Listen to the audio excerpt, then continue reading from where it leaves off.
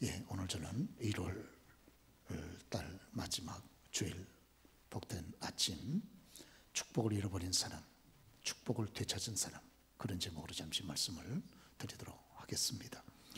특별히 오늘은 우리 대한민국의 가장 큰 명절 가운데 하나인 설날 구정을 10일쯤 앞둔 그런 주일입니다. 그래서 우리 명절을 앞두고 관계된 이런 말씀을 좀 드리는 것이 유익할 것 같다 생각해서 본문 말씀 드리도록 하겠습니다.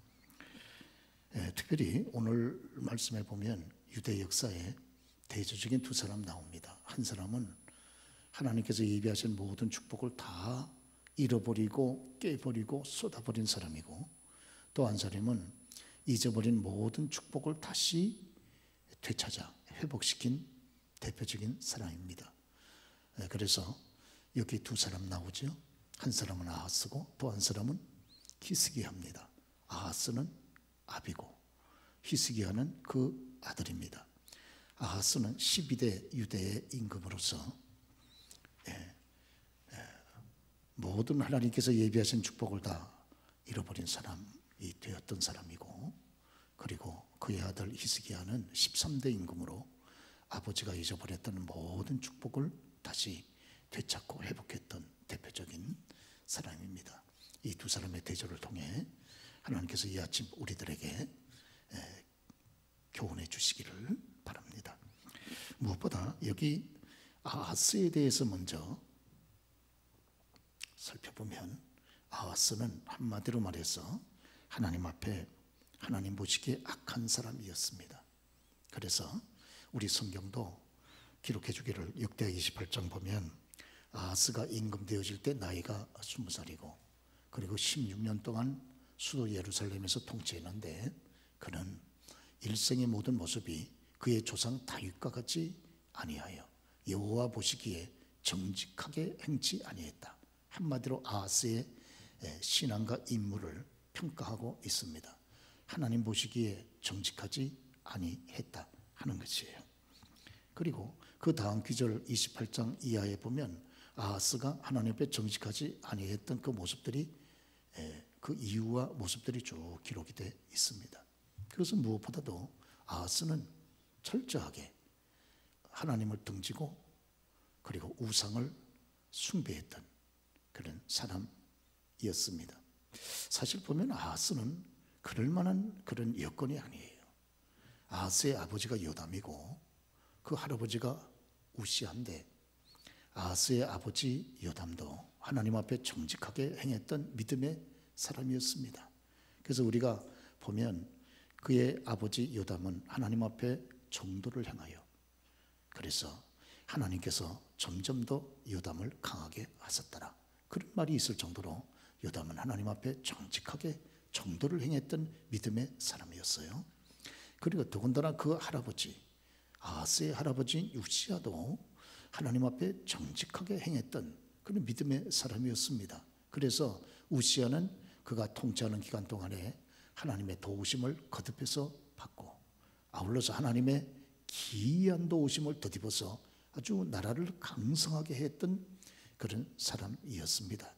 물론 우시아가 그 말년에 그가 너무 강성하고 잘 될 때 잠시 영적으로 어두워 교만함으로 그렇게 영적 질서를 깨므로 하나님 앞에 징계를 받아 문둥병으로 남은 여생을 눈물 속에 지나긴 했지만, 그러나 그래도 전반적으로 우시아를 보면 하나님 앞에 정직하게 행했던 믿음의 사람이었다 하는 것이 평가입니다. 이런 오늘 여기 아하스는 그의 아버지도 또 그의 할아버지도 다 이렇게 믿음으로 살았던, 믿음의 가문에서 태어나고 성장했던 그런 사람이었습니다. 그래서 아하스는 어린 시절부터 자기의 두 눈으로 참 하나님의 믿음으로 살 때 주시는 축복도 받고 또 기로도 들었습니다.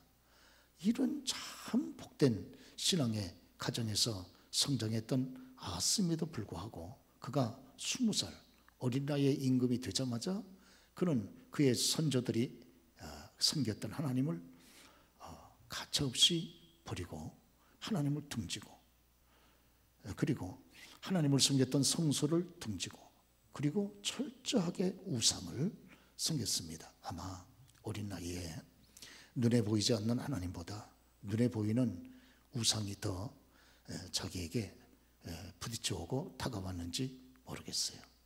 그래서 이 아하스는 철저하게 평생을 이 땅 위에 거하는 동안 임금으로서 권력을 잡고 우상을 섬기면서 하나님을 버렸던 이런 아주 대표적인 사람이었습니다. 그리고 그는 또 하나님을 버릴 뿐만 아니라 그렇기 때문에 하나님 앞에 예배하는 것도 전부 다 앞장서서 전부 막았던 이런 사람이었습니다. 하나님을 버리고 우상을 숭배하게 되니까 하나님의 성전문을 그가 닫았어요. 들어가서 하나님을 섬기지 못하도록 성전문을 닫고, 그리고 하나님을 섬길 때 행하는 모든 믿음의 행위를 전부 다 불을 꺼뜨려 버리고 말았습니다. 그래서 성전 밖에서 번제단에 끊임없이 아침과 저녁 모든 백성들이 하나님 앞에 제물을 드려 제사를 드리고 예비하는 이 영광스러운 행위를 전부 다 불을 꺼뜨림으로 말미암아 폐하게 된 겁니다. 그리고 성전 안에서 이 분향단에서 하나님 앞에 하루 24시간 끊임없이 하나님 앞에 향을 태워 기도의 거룩한 단을 쌓았어야 되는데, 오늘 성전의 문을 닫고 이 분향단에서 하나님 앞에 향불을 피우지 못하게 하고, 그리고 기도의 제단을 쌓지 못하도록 이렇게 막았습니다. 그리고 촛대의 불도 꺼버렸어요. 아시는 대로 성막이나 성전에는 창문이 없지 않습니까? 그럴 때 밖에서 빛이 들어오지를 않습니다. 그런 거로 성전 안에서 또 성막 안에서 하나님을 섬기려고 그러면 반드시 촛대의 불을 켜야 됩니다. 그래야 촛대의 불이 밝혀야, 그래야 성전 안에서 성막이 밝아지고 그 안에서 하나님을 섬기는 이런 축복된 모든 행위를 제사장들이 감당할 수 있는 것인데, 그런데 이 촛대를 전부가 다 촛대의 불을 꺼버리고 말한 것이에요. 이렇게 되니까 하나님을 섬기는 일이 사라지게 되고, 그러면서 하나님 앞에서 받아야 되는 거룩한 은혜와 주의 축복하심도 전부 깨어져 버리고 말게 된 것입니다. 그렇게 되니까 우리 하나님께서 마음이 얼마나 아프시겠어요. 그렇죠. 그래서 하나님께서 무섭게 징계하고 하나님께서 진노합니다. 그래서 우리 성경에 보면 이 아하스 때에는 유독히 고난과 고통이 많습니다. 그래서 먼저 저 위에 있는 북쪽에 아람 나라를 그렇게 하나님께서 사용하셔서 여기 유대 아하스를 침범하게 합니다. 그런데 외국에서 침범에 들어왔으면 그럼 이것을 방어하여 막아야 되지 않습니까? 그런데 아하스는 그걸 전혀 방어하고 막지를 못해요. 임금의 첫째 존재 목적이 국가의 안보를 책임지는 것이 임금의 첫째 그런 존재의 목적인데도 불구하고 이 아람 나라가 쳐들어왔을 때 전혀 거기에 대해서 대응하지 못하고 패배해버리고 맙니다.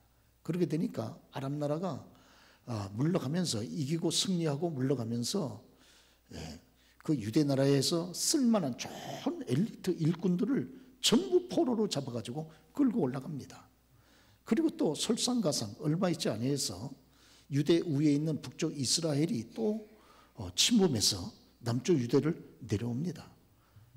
남쪽 유대가 아람 나라에게 침범을 당해서 꼼짝없이 당했다는 얘기를 듣고 북쪽 이스라엘이 자신감을 가지고 남쪽 유대를 침범해 내려온 겁니다. 내려와 보니까 과연 유대 나라는 힘이 없어 이 이스라엘이 맞붙어 전쟁을 하는데, 침략 전쟁을 했는데 하루에도 뭐 싸우질 못하고 12만 명씩 그렇게 죽임을 당합니다. 유대 나라가 하루에 12만, 이틀에 12만 명도 아니고 사흘에 12만 명도 아니고 하루에 12만 명씩 막 유대의 그런 용사들이 죽어 넘어지고, 그리고 이 임금 곁에 가장 소중한 세 사람, 임금의 사랑하는 왕자, 그리고 임금의 비서실장격인 국내 대신, 그리고 총리 대신, 이 세 사람, 가장 중요한 세 사람이 이스라엘의 침략으로 인해서 하루에 다 몰살을 당합니다. 이렇게 되고 또 나라의 중요한 여러 가지 재물들이나 보물들이 전부 약탈을 당하고, 그리고 살아남아 있는 자 가운데 똑똑하고 좋은 사람들은 전부 포로로 끌려서 올라가는데, 북쪽 이스라엘이 20만 명이나 되는 엄청난 인원들을 포로를, 그런 유대의 아내들, 자식들, 그리고 좋은 그런 엘리트들, 기술자들을 전부 포로로 끌고 그렇게 이스라엘 올라가는 장면이 성경에 나와 있습니다. 그러니까 하나님을 섬겨야 되는 주의 백성들이 하나님을 버리고 불신앙 가운데 쓰게 되니까 하나님께서 유대 나라를 슬퍼하시면서 징계하시게 된 겁니다. 그래서 어떻게 하든지 하나님의 백성들은 하나님을 섬기고 하나님의 믿음으로 서야 이 땅에서 살고 성공하고 형통하고 축복을 받는다고 하는 걸 하나님이 가르쳐주고 싶어서 불신앙 가운데 우상 숭배 가운데 있는 그런 유대 나라를 계속해서 이렇게 이국에 있는 그런 다른 나라를 통해서 징계를 하나님이 계속 하시는데도 여기 아하스는 깨닫지를 못합니다. 사람이 종기한 데 처하지만은 여러 가지 어려운 가운데 처하게 되면 무언가가 이거 잘못됐구나 하고 깨닫고 돌이켜야 되지 않습니까? 그게 사람 아닙니까? 그러죠? 그런데 아하스는 깨닫지를 못해요. 오히려 자기가 어려울 때 오히려 더 하나님 앞에 범죄하는 장면이 오늘 성경에 기록이 되어 있습니다. 이 유대 나라가 계속해서 외국으로부터 침략을 당하고 그리고 어려움을 당한다는 얘기를 이렇게 주변에 있는 나라들이 들었어요. 유대 나라가 형편없이 약해져 있구나. 이걸 듣고서 이 요단강 동쪽에 있는 에돔이라고 하는 이런 나라가 또 공격해 들어옵니다. 그러니까 유대가 또 당합니다. 거기에 대해서 맞서 이기지를 못합니다. 하여튼 싸웠다 그러면 한 번도 이기지를 못해요. 단 한 분이라도 이겨야 되는데 이기지를 못합니다. 왜? 승리를 주시는 살아계신 하나님이 아하스와 더불어 함께 있지를 않는 거예요. 그러죠? 그리고 또 여기 서편 쪽에 있는 서쪽에 있는 이스라엘이나 유대의 가시 노릇하는 블레셋이 또 그 얘기를 듣고 그래? 그럼 우리도 들어가자. 그래가지고 블레셋도 또 공격해 들어옵니다. 그러니까 또 유대 나라가 이기지를 못해요. 그래서 유대 나라에 있는 좋은 그런 성읍들, 좋은 성읍들 5개를 블레셋 나라한테 뺏깁니다. 그러니까 블레셋은 이 좋은 성읍들을 빼앗아 가지고 거기에다가 이 블레셋 사람들을 정착을 시켜서 완전히 자기들의 것을 만들어 버립니다. 빼앗아 가지고 거기에 자기 국민들을 갖다 심어 놓으면 자기 땅 되는 거 아니겠어요? 그러니까 계속해서 패배, 또 죽임을 당하고 또 약탈당하고 또 포로로 끌려가고 이런 일들이 지금 계속되는 거예요. 그렇죠? 이렇게 되니까 이때쯤 돼가지고 아하스가 하나님 앞에 정말 내가 문제가 있구나 하고서는 그들의 조상들의 신앙을 기억을 하고 늦게라도 하나님 앞에 무릎을 꿇고 회개하고 깨달아서 하나님 앞에 그 마음을 돌려 우상을 숭배하던 그 마음을 돌려서 하나님을 숭배하는 거룩한 신앙으로 돌아왔더라면 얼마나 좋을 뻔했습니까? 그러나 그렇게 하지를 않습니다. 이때 아하스는 더 마음이 독해져 가지고 그래가지고 오늘 저쪽 위에 있는 그런 아람 나라, 이 자기 나라를 쳤던 제일 먼저 치고 들어와 가지고 자기 나라에게 큰 상처를 주고 나라에 여러 좋은 사람들을 포로로 끌어갔던 아람 나라의 신들을 끌어와 가지고 자기가 그 신들을 숭배하고 경배를 합니다. 왜냐하면 자기 생각에는 아람의 군인들에게 승리를 안겨주었던 아람 신들은 그들에게 승리를 안겨준 것처럼 나도 아람 신들을 숭배하면 그 이방신이 나도 돕겠지, 우리도 돕겠지 하는 마음을 가지고 아람 신들을 끌어다가 숭배를 합니다. 그러나 우리 성경에 보면 오히려 그 신들이 아하스를 망하게 하였더라 이런 기록이 있습니다. 더 독해진 아하스는 이방신을 끌어다가 숭배를 할 뿐만 아니라 하나님의 성전에 있는 모든 하나님을 섬길 때 쓰는 모든 제반 기구들, 그릇들을 전부 다 끌어 모아가지고 밖으로 끄집어내서 다 깨트려버리고 내다 갖다 버려버리고 맙니다. 정말 하나님을 멸시하는 행위죠. 그리고도 성에 안 차고 어려움을 당하니까 그 당시에 동쪽에서 일어난 오랑캐 제국이 있습니다. 예, 우리가 잘 알고 있는 아수르라고 하는 오랑캐 제국, 완전 짐승과 같은 잔인하게 이를 데가 없는 그런 이방 족속인데 하나님이 없는 이런 아수르 제국한테 도움을 요청을 해가지고 그래가지고 아수르 제국을 자기 나라에 끌어들입니다. 그렇지 않아도 아수르는 동쪽에서부터 시작해가지고 이쪽에 서쪽으로 나아가면서 제국을 넓혀가려고 하는 그런 흑심을 가지고 있는데 얼마나 잘 되는지 몰라요. 그런데 이 아하스가 또 아수르한테 도움을 요청할 때 맨입으로 맨손으로 도움을 요청할 수 있습니까?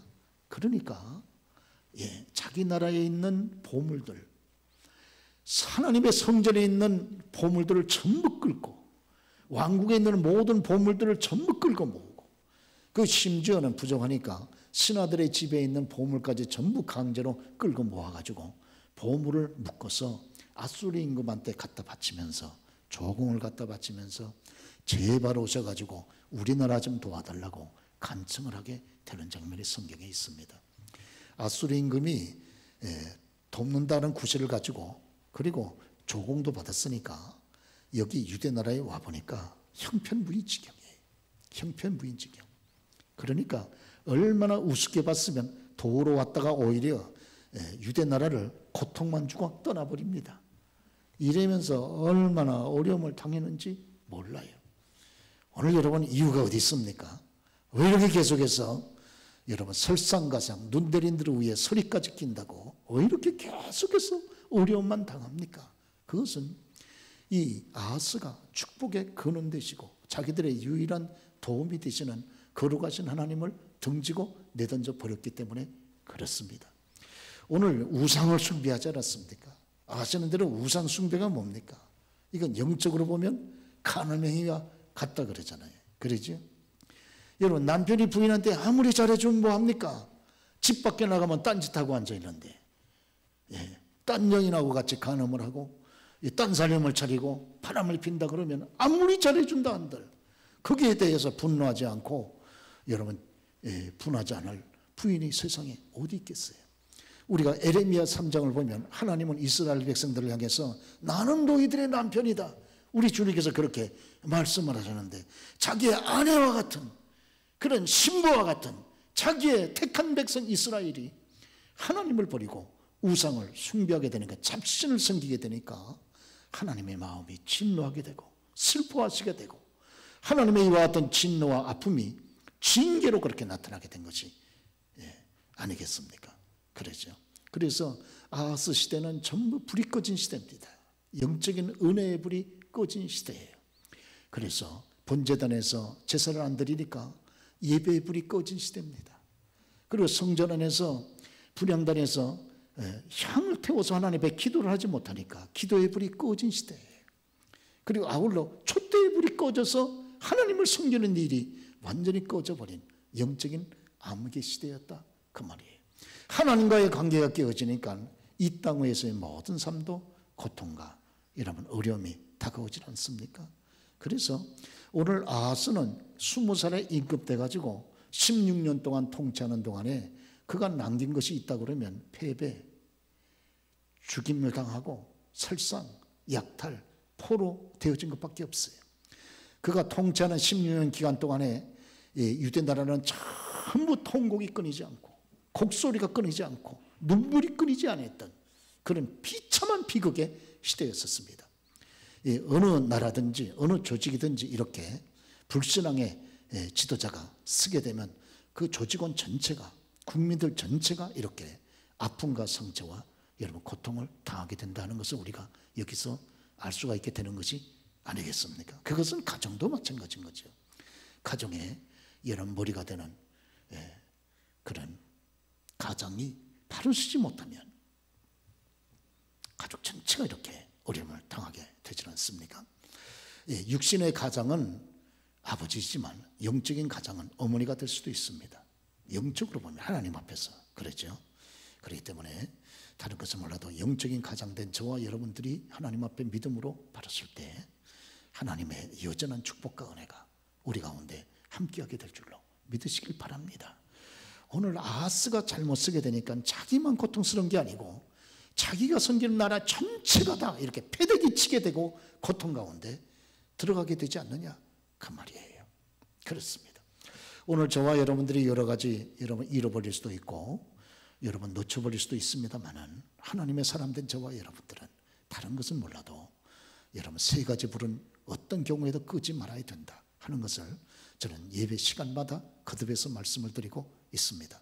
첫째의 불은 번제단의 예배의 불, 두 번째는 분향단의 기도의 불, 또 세 번째는 촛대의 여러분 은혜의 불, 전도의 불. 이 불은 저와 여러분들이 꺼서는 안 될 줄로 그렇게 믿습니다. 제 아시는 분 가운데 한 분이 군산에서 사시는 분이 계세요. 이분은 참 자기가 좋아하는 그런 음식 가운데 영광굴비를 그렇게 좋아한다고 그래요. 그러면서 그 이야기를 한번 자기가 썼습니다. 사실은 영광굴비라도 그 조기를 참조기를 가지고 굴비를 만들지 않습니까? 그런데 그 굴비가 전부 영광 앞바다에서 잡히는 것이 아니고 그 굴비를 만드는 그 참조기가 제일 많이 잡히는 곳은 제주도 앞바다입니다. 제주도 앞바다라고 그렇게 얘기를 합니다. 그래서 이 한 번은 영광 굴비가 참 그렇게 담백하고 맛도 있고 그래서 가격도 높고 그러지 않습니까? 그래서 이 참조기를 잡는 제주도 어민들이 그러지 말고 우리가 잡아가지고 영광에다가 납품하니까 그러지 말고 우리가 잡아서 직접 영광 굴비처럼 우리도 만들어 보면 되지 않겠냐. 그래가지고 참조기를 가져다가 영광에서 하는 것처럼 적절한 농도로 소금을 쳐서 잘 만들고 그리고 해풍에 잘 말려가지고 했는데 영광 굴비의 맛이 안 나더라 그거예요. 문제는 그래가지고 하면 영광 굴비처럼 맛이 동일한 맛이 나와야 되지 않겠습니까? 근데 안 난다는 거예요. 그래서 결국은 제주도 어민들은 참조기를 잡아다가 자기들은 만드는 거 포기하고 영광에다 납품하는 일에만 전념하게 됐다 하는 것입니다. 오늘요 이 영광이라는 특별한 지역적인 특성이 이 굴비를 맛있게 만드는 것이 아니냐 하는 거예요. 예. 거기다 영광에서 불어오는 서쪽 해풍을 받고 이것이 잘 그렇게 말라가지고 그래야 굴비다운 영광 굴비가 되는 것이지 아무 지역에서나 그렇게 소금으로 염장해가지고 말린다 그래서 영광 굴비와 같은 그런 상품이 되는 것은 아니라고 한다는 겁니다. 오늘 사랑하는 여러분, 저와 여러분도요 정말 하나님의 사람답게 우리가 하나님의 축복 가운데 우리가 이렇게 살아가려고 그러면 우리에게 여러분 정말 성령의 바람의 은혜를 우리가 받아야 되는 줄 믿습니다. 예수 믿는 사람들은 다른 곳으로는 그렇게 우리가 아름다운 축복된 삶을 걸어가기가 쉽지가 않다 그거예요. 오늘 저와 여러분들은 예배를 통해서 우리가 받는 은혜의 바람, 기도를 통해서 하나님께서 우리에게 부어주시는 하나님의 그 은혜의 바람, 성령의 바람, 하나님의 촛대를 통해서 우리에게 여러분 주어지게 되는 하나님의 이 은혜의 불빛을 우리가 덧입을 때 하나님의 사람으로 정말 축복된 거룩한 주의 백성들로 우리가 서서 걸어가게 되는 줄로 그렇게 믿습니다. 그래서 오늘 아하스 때는 정말 하나님 보시기에 악한 이런 행위를 계속했고 하나님을 버리고 우상을 섬기다가 이렇게 참 패대기치는 정말 불행한 그런 실패에 연속된 삶을 이 아하스가 가졌다 하는 것을 우리가 여기서 볼 수가 있게 됩니다. 그런데 참 놀라운 것은 그의 아들 히스기야가 13대 임금으로 올랐으면서 얘기는 완전히 반절이 됩니다. 자기 아버지가 12대 임금이니 그가 13대 임금이 아니겠습니까?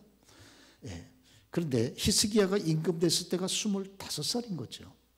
그런데 히스기야에 대한 성경의 평가는 한마디로 말해서 하나님 보시기에 정직히 행하였더라. 한마디로 히스기야에 대해서 평가를 먼저 하고 들어갑니다.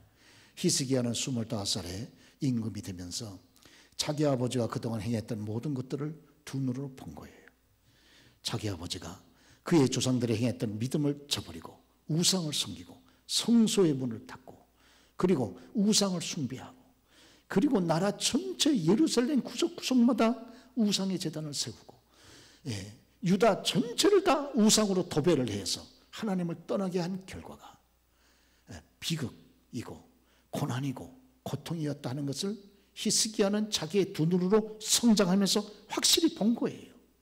그러면서 이게 아니로구나, 나와 우리 민족이 살아갈 수 있는 길은, 살 수 있는 길은 철저하게 우상을 배격하고 내던져버리는 길이로구나 하는 것을 자기 아버지의 그런 우상숭배 불신앙의 그런 죄악된 모습을 보면서, 하나님의 징계를 보면서, 하나님의 심판의 그런 연속된 모습을 보면서 자기의 온몸으로 절실하게 깨달은 겁니다. 절실하게. 그러죠. 이것은 정말 하나님의 은혜가 아니겠습니까?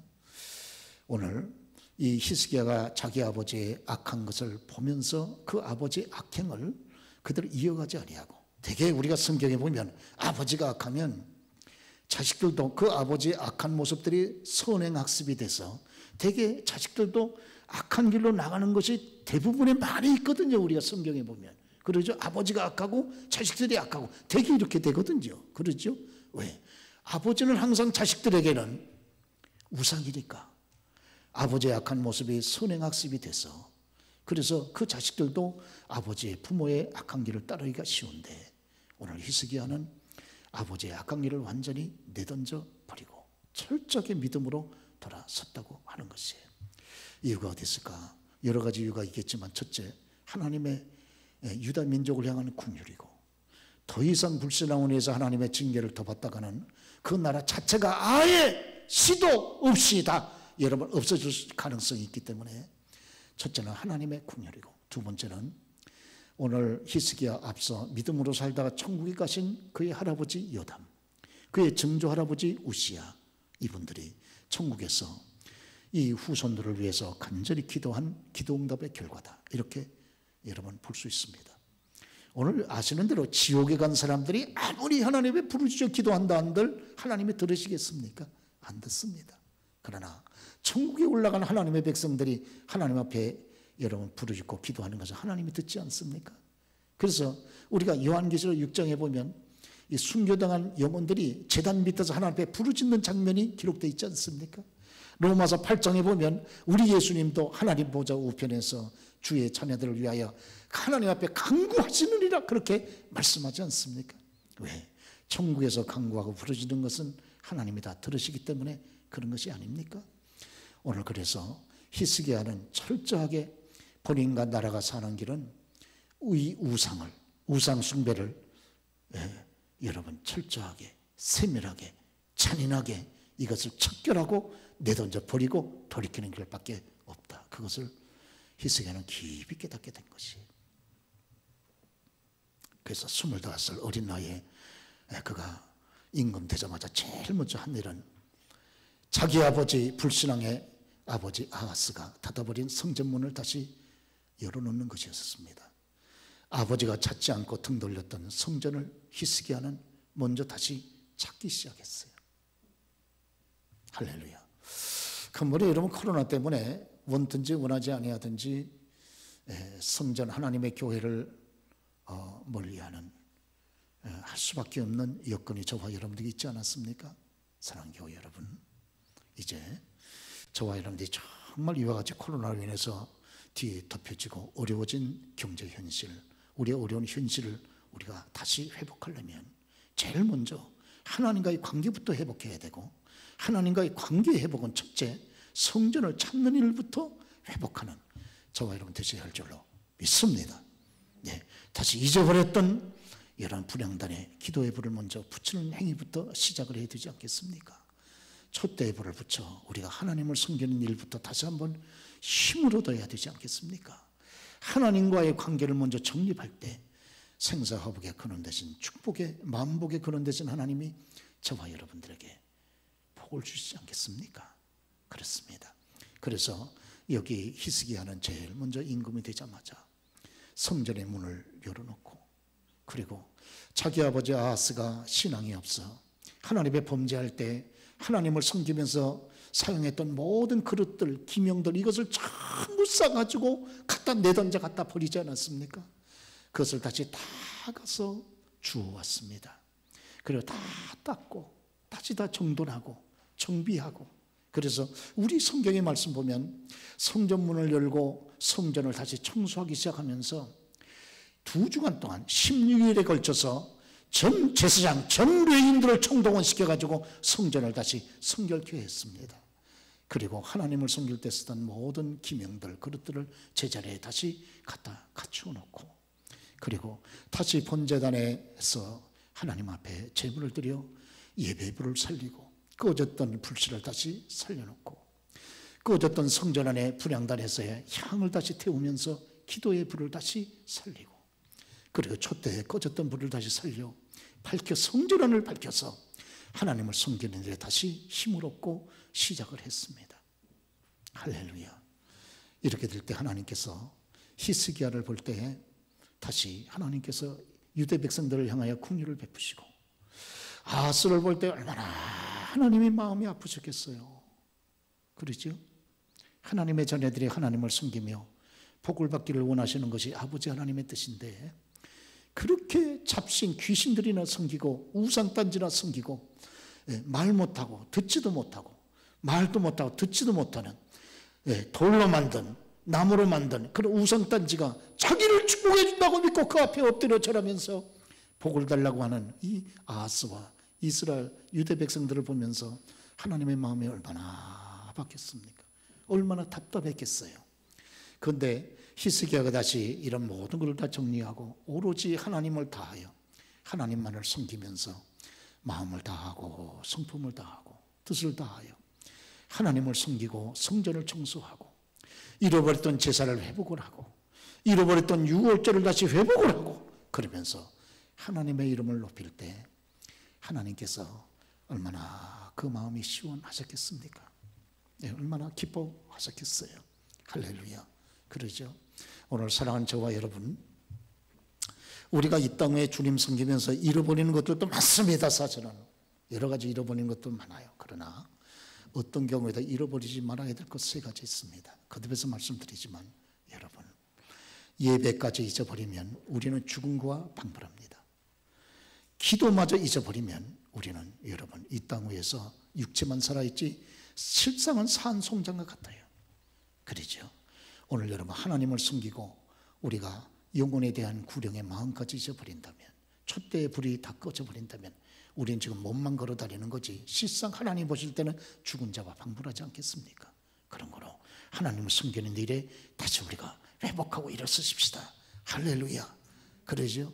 우리가 그리고 기도하는 일에 다시 여러분 힘을 내십시다. 아울러서 우리가 영혼에 대한 구령의 마음을 다시 한번 촛대의 불을 켜듯이, 우리가 요한계시록 11장에 보면 여기 2 증인이 나오지 않습니까? 이 2 증인을 가리셔서 2 촛대라고 말씀하잖아요. 2 촛대. 하나님 앞에 선 2 감람나무 2 촛대라고 말씀하지 않습니까? 그러면 여기 촛대는 영혼을 구원하는 구령을 상징한다고 우리가 볼 수 있지 않겠습니까? 그리고 불을 켜고 다시 하나님을 섬기는 일을 성전 안에서 하지 않겠습니까? 혹시 저와 여러분 가운데 하나님을 섬기는 이 헌신의 일을 멈추신 분이 계신다면 이제 다시 헌신의 불을 켜는 저와 여러분이 되어야 할 줄로 그렇게 믿습니다. 그럴 때 우리 하나님 얼마나 마음이 시원하시겠어요. 이와 같은 히스기야에게 하나님께서 얼마나 큰 복을 주셨는지 몰라요. 그 아버지는 전쟁했다 그러면 패배, 전쟁했다 그러면 살상, 전쟁했다 그러면 약탈당하고, 전쟁했다 그러면 포로당했지만 히스기야 때 와서는 이게 완전히 반전이 됩니다. 전쟁하면 이기고 전쟁하면 승리하고, 여러분, 하나님께서 완전히 잃어버린 것을 완전히 회복을 시켜 주시게 된 거예요. 그러죠. 그래서 히스기야에 대한 그런 우리 기록을 역대하 32장에 기록을 하고 있는데, 역대하 32장 27절서부터 맨 마지막 부분 우리 한번 같이 읽어봤으면 좋을 것 같습니다. 한번 PPT 한번 띄워보세요.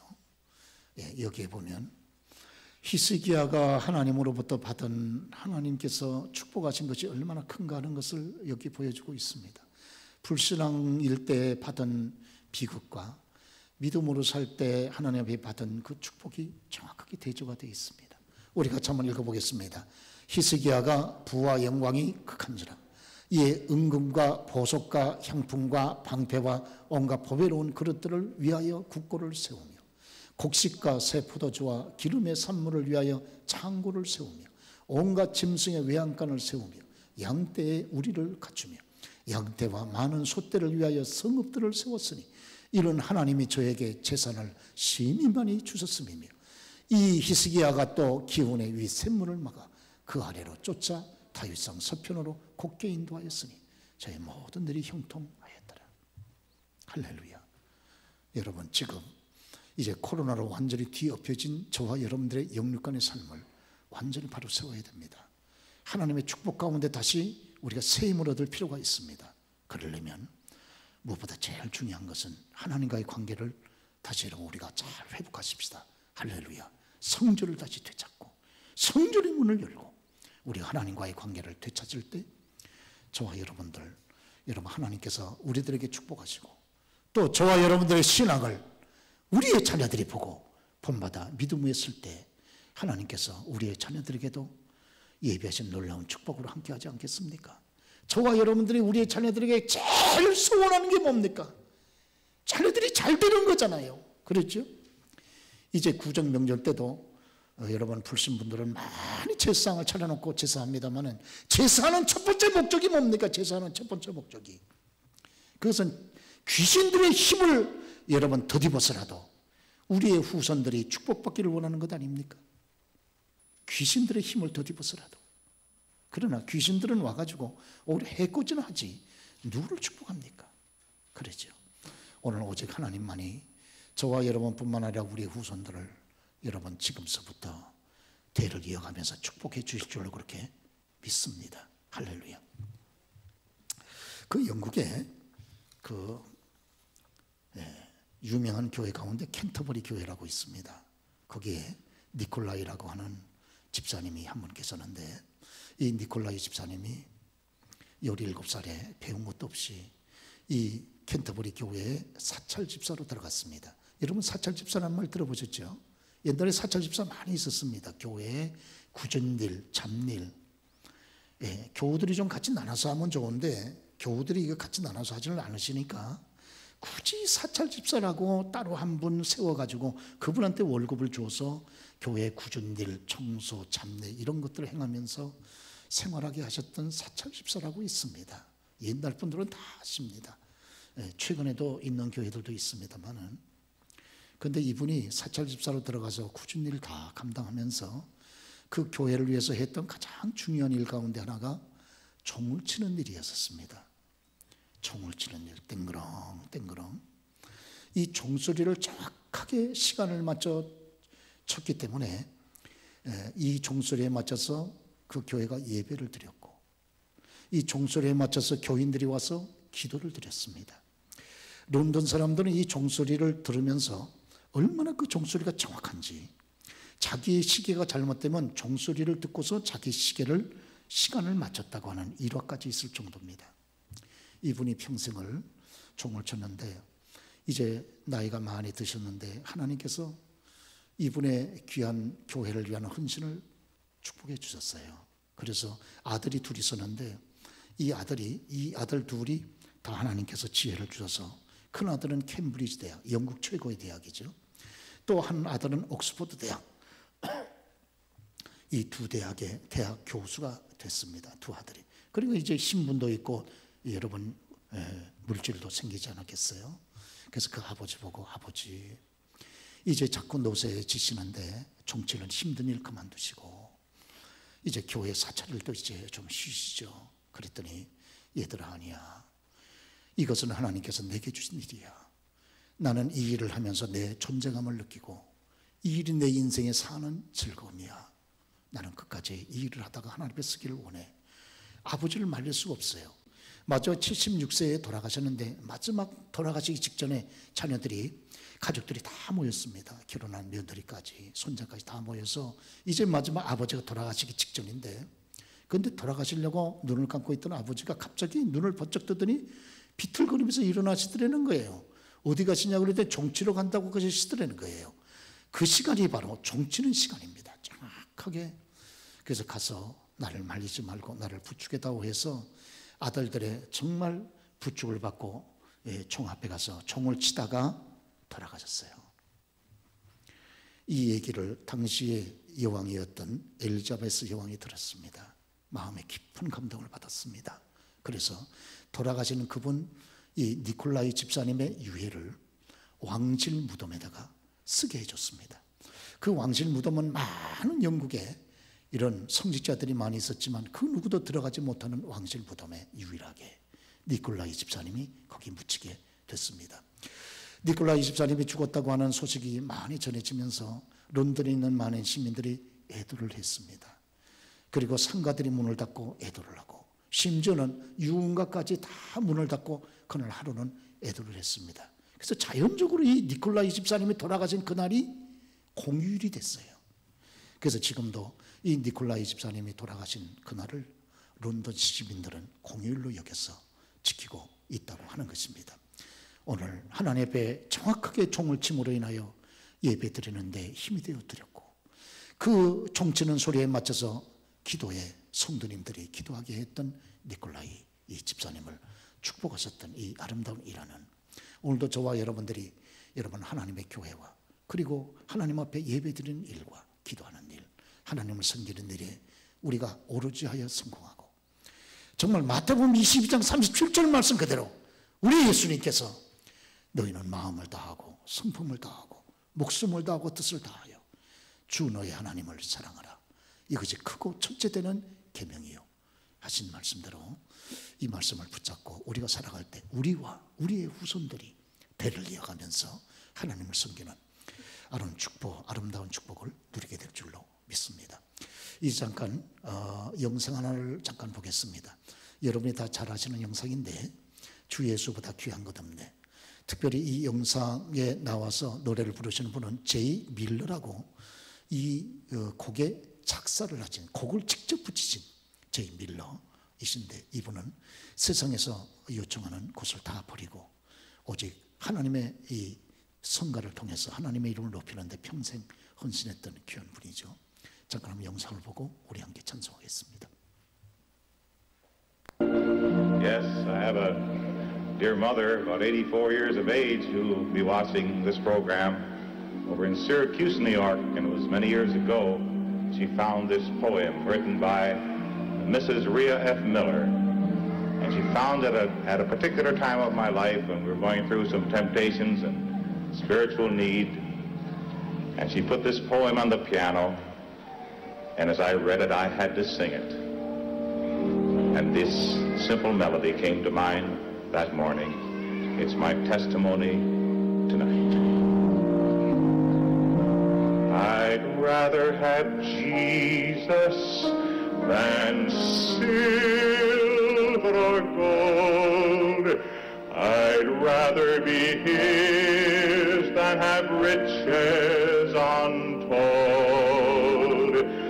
I'd rather have Jesus than houses or lands. I'd rather be led by his nail-pierced